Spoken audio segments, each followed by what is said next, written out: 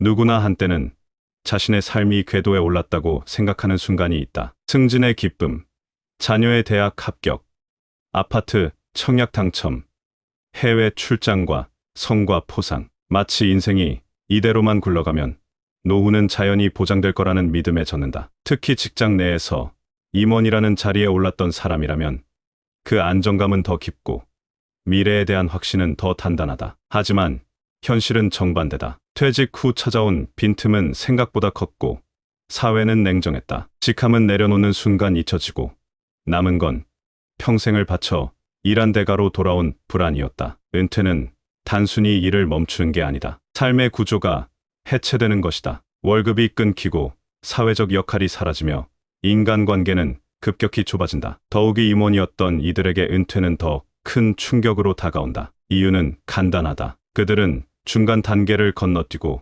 정점에서 바로 노동시장 바깥으로 밀려나기 때문이다. 이들은 중장년의 가장 치열한 경쟁에서 살아남았던 사람들이다. 하지만 정년이 지나자 그 경력은 보너스가 아니라 부담이 되어 돌아온다. 첫 번째 사례는 58세의 대기업 임원에서 물러난 강재현 씨의 이야기다. 정년이 보장되지 않는 임원직 특성상 강 씨는 계약이 끝나며 자연스럽게 회사를 떠났다. 퇴직 당시 받은 위로금과 성과급은 제법 컸지만 문제는 그 다음이었다. 그는 자신이 컨설팅이나 자문 역할로 충분히 재취업할 수 있을 거라 믿었다. 하지만 현실은 달랐다. 시장은 생각보다 좁았고 수요도 없었다. 게다가 정기적인 수입이 사라지자 생활비는 빠르게 빠져나갔다. 자녀 둘의 학비와 생활비, 그리고 아파트 대출이 남아 있었다. 몇 개월 후 그는 공공근로에 지원하게 됐다. 공원 환경 정비 업무였다. 하루 8시간, 삽질과 쓰레기 분류를 반복하며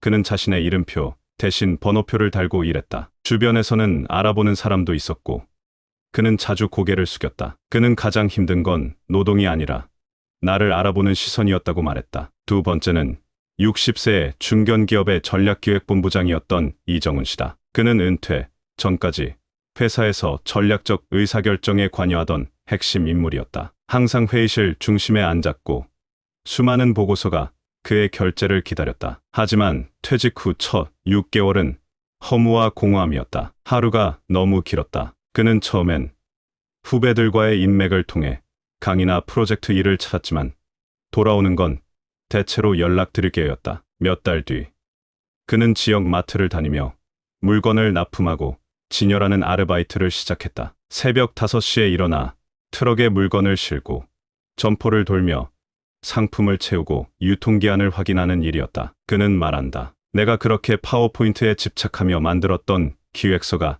지금 무슨 의미가 있을까? 체력보다 마음이 먼저 지쳤고 그는 점점 대면을 꺼리기 시작했다. 하지만 가장 아픈 건 가족의 시선이었다. 아들은 왜 그 일을 하느냐고 물었고 아내는 차마 아무 말도 하지 못했다. 세 번째 사례는 금융권에서 35년을 근무했던 김용철 씨다. 그는 퇴직 직전까지 지역 지점의 지점장이었고 그 누구보다 고객 응대와 수익 관리 능력이 뛰어났다고 평가받았다. 그러나 퇴직 후 2년 그는 용접 기술을 배워야 했다. 이유는 간단했다. 연금은 아직 시작되지 않았고 노후 준비는 미흡했다. 자녀 결혼과 주택 구입 지원으로 거의 모든 자산이 빠져나갔고 퇴직금은 병원비와 생활비로 다 써버렸다. 처음엔 구직 사이트에 이력서를 냈지만 면접조차 보기 어려웠다. 결국 그는 노인 일자리 센터를 통해 건설, 천장 보조 일자리를 얻었고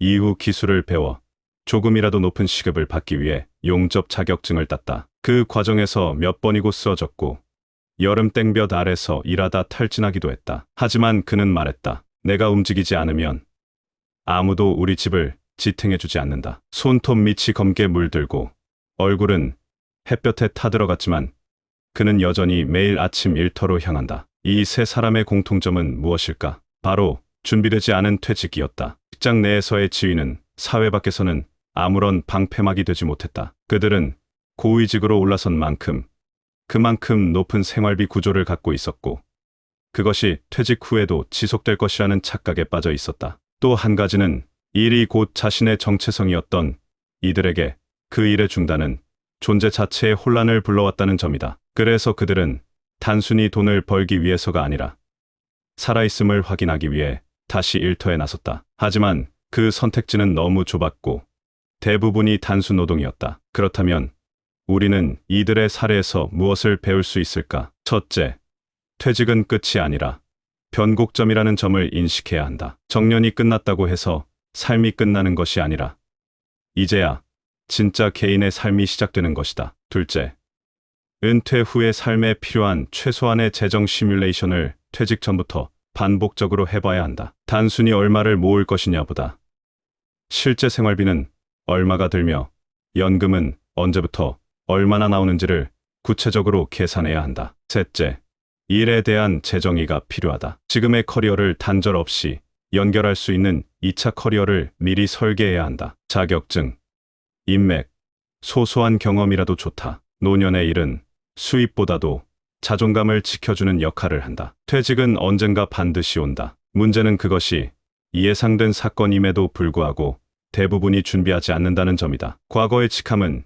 현재를 지켜주지 못한다. 사회는 이름값을 묻지 않고 지금 할 수 있는 일을 요구한다. 그리고 그 요구에 답하지 못한 이들은 하루벌이 노동자가 되어 다시 삶을 버텨야 한다. 하지만 그런 삶을 마냥 불행으로 볼 필요는 없다. 준비된 자에겐 그것이 두 번째 성장이 될 수도 있기 때문이다. 준비하지 않으면 고통이고 준비하면 기회다. 지금도 당신의 그날은 서서히 다가오고 있다. 우리는 흔히 임원이라 하면 남부럽지 않게 살 것 같다는 이미지를 떠올린다. 월급이 많았고 지위도 있었고 책임 있는 역할을 해왔기에 그 정도 커리어를 쌓은 사람이라면 은퇴 후에도 잘 살아갈 것이라는 기회가 있다. 하지만 현실은 정반대다. 퇴직과 동시에 시작되는 삶은 생각보다 험하고 낯설며 특히 임원급에서 퇴직한 이들은 더 큰 충격과 고립을 경험하는 경우가 많다. 왜 이런 일이 벌어질까? 그 이유는 구조적인 한계와 개인적 착각, 사회적 시선의 삼중고 때문이라고 본다. 첫 번째 원인은 구조적인 불균형이다. 임원은 일반 직장인과 달리 정년 보장이 없다. 보통 계약직 형태로 일하다 보니 회사가 원하면 언제든 계약을 종료할 수 있다. 게다가 퇴직 시점이 대부분 빠르다. 일반 직원이 만 60세까지 일하는 반면 임원은 50대 중후반이면 자리에서 내려오는 경우가 많다. 이 말은 곧 돈을 가장 많이 써야 하는 시기에 수입이 끊긴다는 뜻이다. 자녀 교육비, 결혼 자금, 주거 유지비, 대출 상환 등 고정비가 몰려있는 시점에서 갑자기 소득이 사라진다. 하지만 이 문제는 단지 퇴직금이나 연봉이 적어서가 아니라 구조적으로 고정지출이 줄어들 여지가 없다는 데 더 큰 위험이 있다. 두 번째는 개인의 착각이다. 나는 그래도 임원이었으니까 라는 생각이 오히려 문제를 만든다. 퇴직 후 몇 달 정도 쉬며 주변을 돌아보고 이내 컨설팅이나 자문, 강의 기회가 생길 거라 기대하지만 현실은 차갑다. 시장은 그들의 타이틀보다는 지금 쓸모를 본다. 즉, 실제 실행력이 있는가, 현장 흐름을 따라잡고 있는가, 젊은 세대와 소통이 가능한가를 본다는 뜻이다. 그런데 이 부분에서 미스매치가 생긴다. 기술 트렌드는 빠르게 변했고 조직 밖에서는 과거 지위가 아무런 가치를 갖지 못한다. 오히려 나이가 많고 연봉이 높았다는 사실이 기피 요소가 된다. 이때 느끼는 박탈감과 자존심의 상처가 크다. 자신이 쌓아온 30년 커리어가 하루아침에 무력해지는 느낌.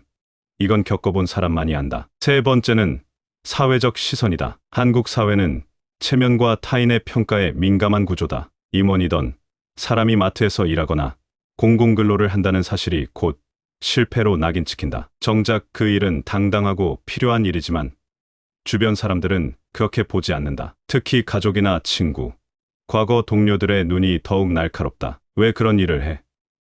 연금도 안 나와? 무슨 문제가 있었던 거야? 라는 말은 의도와 상관없이 칼날이 되어 박힌다. 그래서 많은 은퇴자들이 더 깊은 고립에 빠지고 현실을 피하거나 남몰래 일하게 된다. 그렇게 되면 경제적으로도 비효율이 생기고 심리적 고립이 우울과 건강 문제로 이어지는 악순환이 시작된다. 이처럼 은퇴 후의 삶은 생각보다 더 복잡하고 민감하다. 특히 고위직이었던 사람일수록 그 낙차는 더 크다. 그런데 문제는 이런 현실을 대부분 은퇴하고 나서야 깨닫는다는 것이다. 평소에는 막연히 준비하겠다고만 생각하고 실제로는 아무런 실행도 하지 않는다. 그러다 퇴직 후 계좌에 들어오는 마지막 월급을 보고 나서야 비로소 이제부터 진짜 시작이라는 사실을 실감하게 된다. 그러나 이미 너무 늦은 경우가 많다. 그렇다면 어떻게 준비해야 할까? 첫째, 퇴직 5년 전부터는 수입 없는 시뮬레이션을 해봐야 한다. 현재 지출 구조를 유지하면서 월급이 없을 경우 어떤 항목에서 구멍이 나는지부터 파악해야 한다. 여유가 있다면 부부 기준으로 월 최소 생활비가 얼마나 필요한지, 연금이 언제부터 얼마씩 나오는지, 보험료나 의료비는 얼마나 추가될지를 현실적으로 계산해야 한다. 그리고 이 모든 것을 커버할 수 있는 자산이 있는지를 냉정하게 따져봐야 한다. 감정이 아니라 숫자와 구조로 접근해야 한다. 둘째, 50대 초반부터는 두 번째 일을 설계해야 한다. 여기서 중요한 건 기존 커리어를 이어가는 방식이 아니라 완전히 새로운 흐름 속에 나를 맞추는 유연성이다. 강의나 컨설팅이 아니라 소규모 사업, 프랜차이즈 운영, 동네 기반 서비스업 등도 포함된다. 중요한 건 내가 나이 들어서도 할 수 있는 일, 체력이나 기술이 허락하는 일을 찾는 것이다. 이를 위해서는 1인 자영업자로서의 생존 훈련이 필요하다. 작은 장사라도 해본 사람과 전혀 경험 없는 사람의 대응력은 확연히 다르다. 셋째, 가족과의 소통이다. 퇴직 후에도 체면을 유지하려고 모든 것을 혼자 감당하다 보면 오히려 무너지기 쉽다. 처음부터 가족에게 재정 상황을 솔직히 알리고 협조를 구해야 한다. 특히 부부간에는 돈 문제로 인한 갈등이 가장 크고 오래간다. 은퇴 이후에도 지출이 계속되기 때문에 부부가 함께 재정 계획을 세우고 서로의 기대치를 조정해야 한다. 자녀에게도 지나친 지원은 스스로를 위태롭게 만든다. 은퇴자는 부모가 아니라 노후 생존자로서의 자기 방어력을 갖춰야 한다. 마지막으로 강조하고 싶은 건 마음가짐이다. 고개를 숙이는 것이 실패가 아니라 고개를 들지 못하고 버티는 것이 진짜 위험이다. 퇴직 후 단순 노동을 하는 것이 부끄러운 일이 아니다. 오히려 사회를 다시 배우고 사람을 다시 이해하며 나를 다시 돌아보는 시간일 수 있다. 중요한 건 그 일을 선택할 수 있을 만큼의 용기와 체력이 있는가다. 그래서 지금 해야 할 준비는 돈보다 건강, 체면보다 실력, 기대보다 실천이다. 우리는 누구나 은퇴를 맞는다. 문제는 은퇴 이후에도 삶은 계속된다는 것이다. 그리고 그 삶이 얼마나 단단하고 덜 외로운가를 결정짓는 건 퇴직 전에 무엇을 준비했는가에 달려있다. 지금도 어딘가에서 전직 임원이 새벽에 트럭을 몰고 있다. 또 다른 사람은 식당 주방에서 국을 휘젓고 있다. 그들이 실패했기 때문이 아니다. 그들이 살아남기 위해 오늘도 최선을 다하고 있기 때문이다. 당신의 은퇴는 어떤 모습이어야 할까? 지금 준비할 때다.